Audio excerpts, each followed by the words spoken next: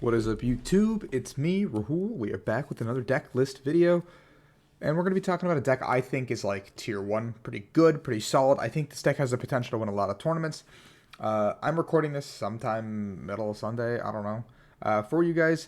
But it is Inteleon VMAX, the new one with Cheryl. Let me talk about why these cards are kind of bang on, and why this deck is pretty cool. Here's a list. If you're grabbing it, screenshotting it, taking it, whatever, give me a like, comment, and at least please subscribe. That would really make my day. It would really help me out and would continue encouraging me to make content. Inteleon VMAX is a new Rapid Strike Pokemon in the Fusion Strike set. Also, Decklist will be in the description below. Now that it's on PTCGO, I can kind of make my lists on here, copy and paste them. Yes, I am waiting for PTCG Live, just like all of you guys. But in the meantime, I will do what I can and get cards where I can without, breaking my wallet, because it does seem absurd how expensive some of these cards are. I think somebody tweeted earlier today that if you got a 4-4 Mew VMAX and 4 Genesect, it would be like roughly $180 in codes. And I was like, no thank you. No thank you. So, Inteleon VMAX has this double gunner ability. You may discard water energy from your hand in order to use this ability. Once during your turn, you may choose 2 of your opponent's bench Pokemon and put 2 damage counters on each of them. That's a very cool ability. Gmax Spiral, 70 plus. You may put an energy card attached to this Pokemon into your hand. If you do, this attack does 70 more damage. Now, Double Gunner can be used multiple times per turn, but only once per turn, once per Inteleon. So it is an ability that we can use sparingly, but the 2 damage counters don't really do too much. But Gmax Spiral maxes at 140. So after 2 Gmax Spirals, we want to be able to get those Double Gunners down until our Inteleon pings start coming into play, and we can kind of get the ball rolling. The baby Inteleon is nothing to write home about. Surf is just a very decent, not even, I don't know, I wouldn't actually ever attack with Surf, I don't think. And Aqua Bullet is, I really hope you're not in a situation where you have to attack with either of these things. So, yeah. There's a Basculin in the deck for kind of a finishing card, the Swarm the Wound attack. This attack does 30 plus 10 for each damage counter on your opponent's Pokemon. 140 plus the Swarm the Wound, plus a Inteleon ping, or plus a Double Gunner ping can kind of close out the game for you. It's kind of really good math, actually, if you think about it. And I really like this card, and it operates for a single rapid... Dude, I don't know what happened there. A single Rapid Strike energy card. Because it's a Rapid Strike Pokemon, and water is its primary cost. It kind of works there. I really like this Basculin card. I think it's going to make a splash in even Rapid Strike Urshifu. I am a huge fan of cards like this that have use like this. And so the engine is very, our typical, bread and butter Rapid Strike engine, our 2-2 Octillery line with Rapid Strike Search.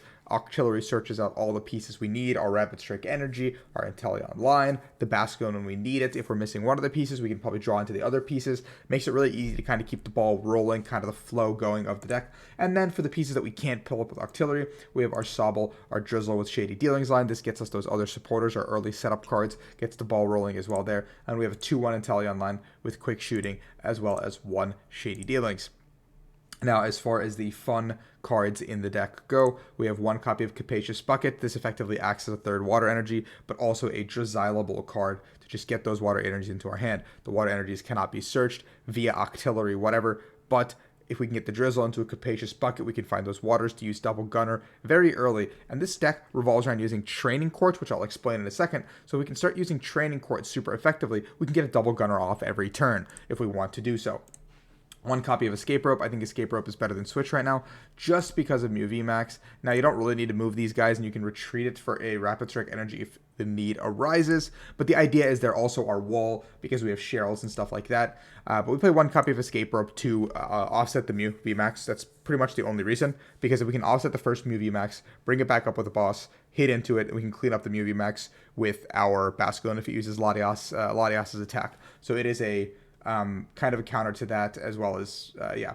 And then we have 4 copies of Evolution Incense, 4 copies of Level Ball, and 4 copies of Quick Ball. I think this is the most consistent engine in a big, thick engine like this. I don't understand why you wouldn't play this many search cards in decks like this that have a very thick setup line across the board.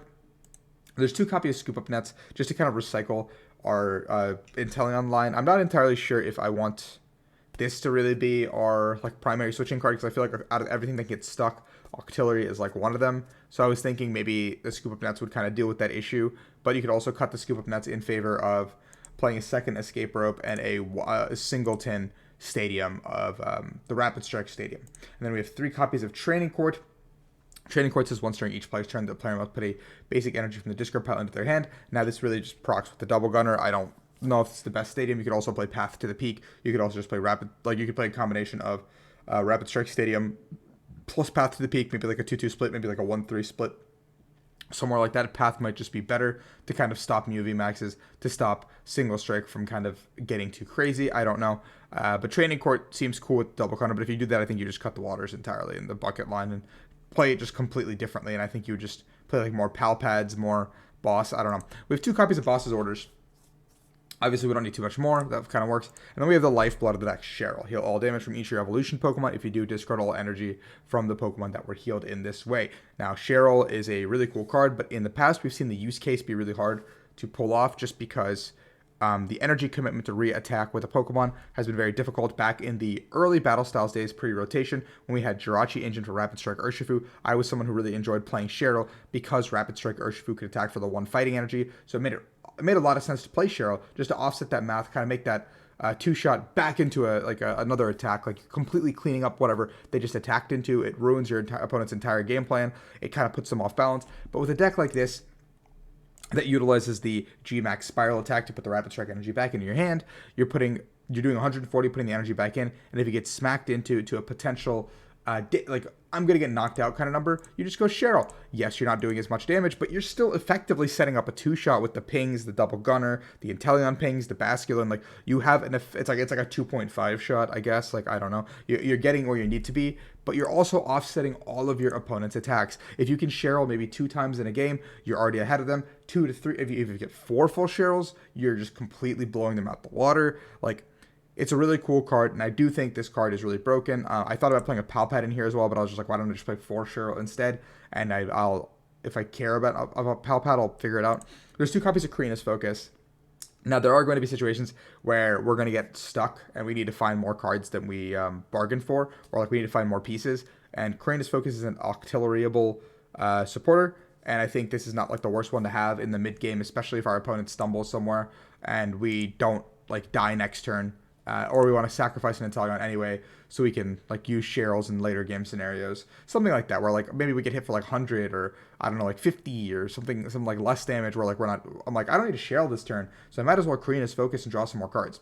We have 2 copies of Marnie. I think letting your opponent keep your hand in any situation is just not good, especially in this format where there's so many cards that draw cards and like let your opponents just play whatever they want to do with their game. So having a card like Marnie is kind of necessary. It's a necessary evil. And then we have 2 copies of Research. I don't think you need to be playing Research a lot past like turn 1, turn 2, because obviously we're going to be Cheryling as much as possible and bossing as much as possible to kind of clean out games. But the first couple turns, having our Research is really important because we need to get those setup pieces, because we need to find those Sobbles, the Octilleries, the Remoraids. Like we need to find the baby Inteleons. Like we need to find those pieces in that early game to make the ball kind of roll. We have 4 copies of Rapid Strike Energy. Yes, we don't really need 4 because we're going to keep recycling the energy, but I don't want to, miss it or discard it. So I really like having 4 of this card anyway. It kind of works with like I said, the Basculin, the Rapid Strike Inteleon, like everything. It just works across the board. And then we have 2 Water Energies for the double gunner ability. There's no other reason these are in here. It's just for the double gunner ability, and we can bucket search them. So yes, I am dedicating 3 slots to the double gunner ability, but if they were not here, I think I would just do 3 Path, 1 Rapid Stadium, cut these 6 pieces, probably play a 3rd boss and a Palpad. I think that's what the changes would be. So if you guys stuck to the end of the video, you know what my changes would be if I was playing a different version of the deck. But this is let's try Double Gunner out. Let's try this cool new ability out. So, as always, thank you guys for watching. I will be back Wednesday with another Decklist video. Leave in the comments below what you guys want to see me try out with this new set. I will try to put something in Discord as well to try to get you guys more involved there. Brilliant Diamond Shining Pro will be out on Friday as well. So, I will be trying to stream that from my home.